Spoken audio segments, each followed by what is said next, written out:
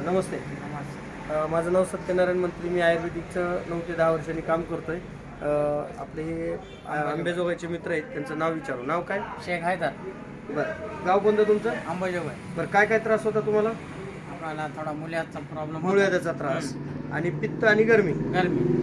पित्त आणि गरमीमुळे मुळव्याधाचा त्रास होता. किती दिवसानं, किती महिन्यांनी त्रास होता? ते 2-3 महिन्यात. 2-3 महिन्यांनी. बरं, माझं आयुर्वेदिक औषध घेऊन किती दिवस झाले?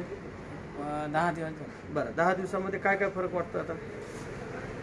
12% फरक आहे. म्हणजे गरमी कमी झाली, गरमी कमी झाली, सगळा कमी झाला, पित्ताला पण कमी झाल्यामुळं मुळव्याधाचा पण त्रास कमी झाला. तुम्ही डबल सांगण्यासाठी आलात आणि आज अनुभव तुमचा सुद्धा जे आहे ते क्लिअर सांगायला.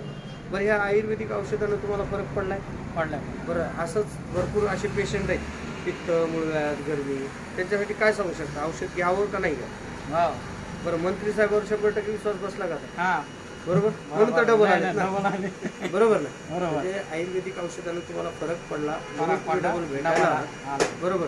आणि आज तुम्हाला फरक पडला, तुम्ही अंतःकरणातून बोलायला. बरोबर. तुम्ही मुलाखत दिल्याबद्दल तुमचा मी आभार मानतो. धन्यवाद. नमस्कार.